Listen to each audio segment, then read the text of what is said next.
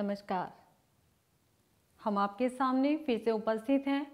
पिछले भाग में आपने देखा किस तरह से सुमति और हमारे लेखक तिब्बत पहुँचे, वहाँ पर उन्हें क्या कठिनाइयाँ हुई, डाडाथोंगला उन्होंने पार किया और उसे पार करते हुए अब वो पहुँच गए तिंगरी समाधिगिरी में।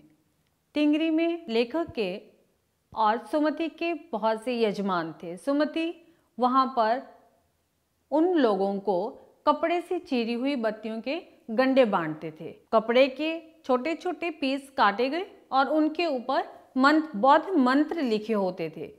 इनकी उन लोगों के बीच में बहुत आस्था थी कि उसकी वजह से पॉजिटिव एनर्जी आती है, तो वो बांट रहे थे वहाँ पर। वहाँ सुमति ने उन्हें जब सभी लोगों को वो बांट दिए और जब ख़त्म होने लगे, आसपास के गांवों में वो जाना चाहते थे, लेकिन लेखक को लगा कि अगर पास के गांवों में ये चले गए तो मैं तो अकेला पड़ जाऊंगा और उन्हें वहाँ पर बहुत समय लग सकता था। लेखक ने उन्हें मना कर दिया कि आप आसपास की जगह पर ना जाइए और हम ल्हासा वापस चलते हैं, मैं वहाँ पहुँचने पर आपको कुछ रुपए दूंगा। सुमति इस बात के लिए मान गए। वो वहाँ से चले शेखर विहार की तरफ। तिब्बत में उस समय जो ज़मीनें थी वहाँ की, वो जागीरदारों में बंटी होती थी और उसकी देखरेख करने के लिए एक बौद्ध भिक्षु को रखा जाता था। उस बौद्ध भिक्षु की मान्यता वहाँ पर किसी राजा से कम नहीं होती थी। ऐसे ही शेखर विहार की जो जागीरदार थी, जो ज़मीनें थी, वहाँ के जो मालिक बनाए गए थे वो थे भिक्षु नमसे।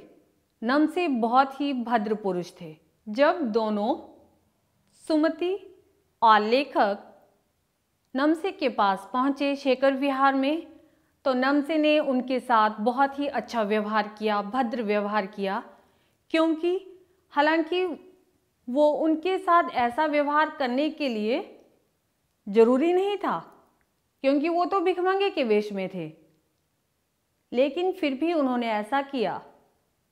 जब सुमति ने और लेखक ने वहाँ पर देखा कि वहाँ बौद्ध धर्म की बहुत सी पुस्तकें पड़ी थी, कोई 103 पुस्तकें वहाँ पर थी, तो उन्हें देखकर लेखक के मन में उन्हें पढ़ने का विचार आया। अब साथ में सुमति को तो वो ले गए थे, लेकिन अब उसे भेजें कैसे?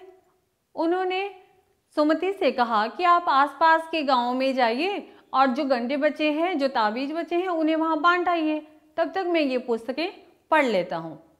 उन्होंने सुमति को वहाँ से भेज दिया और खुद उस विहार में बैठकर उन पुस्तकों को पढ़ने लगे। कुछ दिन तक उन पुस्तकों को पढ़ा, बौद्ध धर्म के बारे में जाना और उसके बाद अंत में जब सुमति गंडे दे कर के वापस जब विहार में आए, तो उन्होंने अपना अपना सामान पीठ पर लादा और वापस अपने घर की तरफ नमसे से विदा लेकर वो चल पड़े।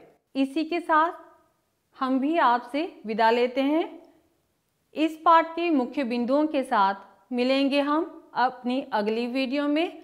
तब तक के लिए नमस्कार।